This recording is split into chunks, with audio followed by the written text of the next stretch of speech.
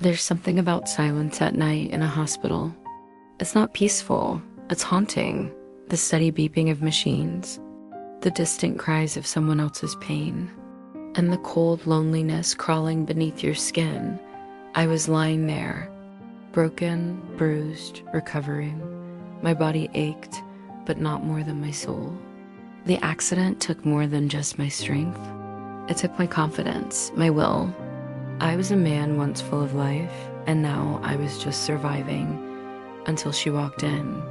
She entered like a whisper, no announcement, no grand gestures, just a gentle knock and a softness in her eyes that made me forget the pain for a moment. She wore scrubs, her hair tied back, a clipboard in her hand, but what struck me most was her voice. "Nurse, hi, I'm Layla. I'll be taking care of you tonight." I tried to speak, but my throat was dry. She poured water for me, adjusted my bed, checked the floor, and then said the words I didn't expect. "Layla, I need to give you a sponge bath, okay? Just to keep you comfortable."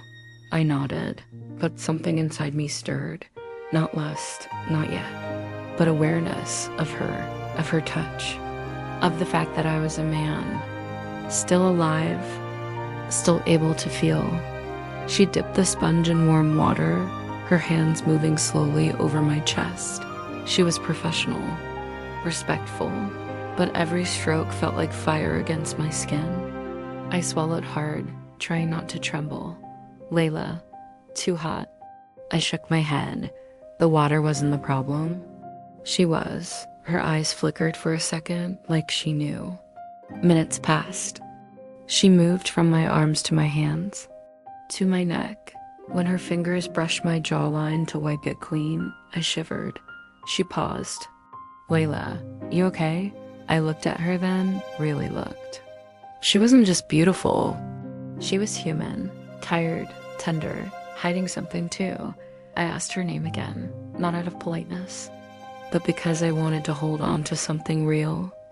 Layla, Layla. That name burned into me like a secret I wasn't allowed to say out loud. She covered me with a fresh sheet and was about to leave, but I did something I shouldn't have. I caught her hand. It was instinct, weak, desperate, but real. She froze. Our eyes met again. Something shifted. And in a voice that was barely mine, I whispered, "Me, don't go yet."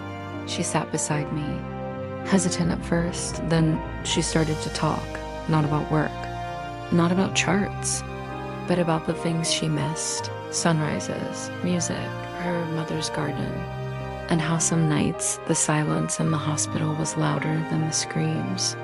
She told me about a heartbreak she never recovered from, a fiancé who left her the week before the wedding because he couldn't handle the life she chose.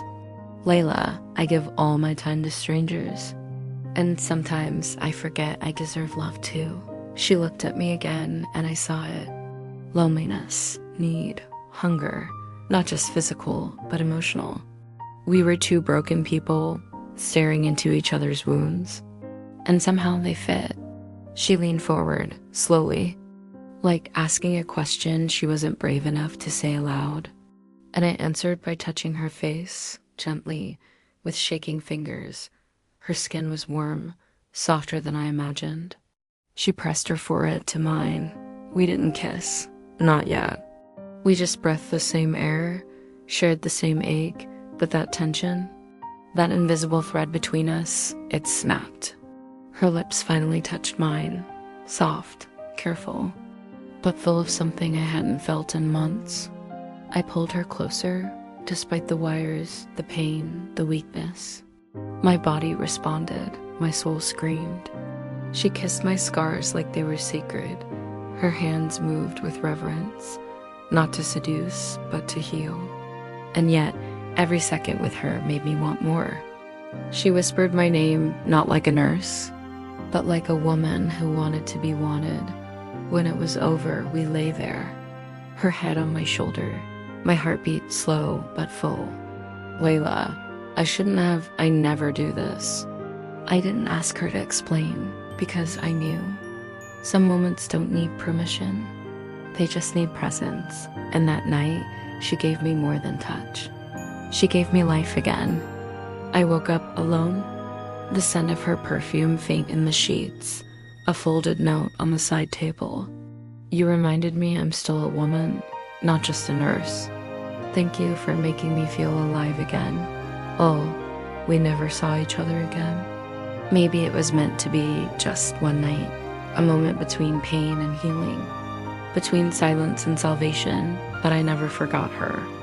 And every time I see a nurse walk by, I wonder if she still thinks of me, of the night when two broken hearts found a way to make each other whole, if only for a moment.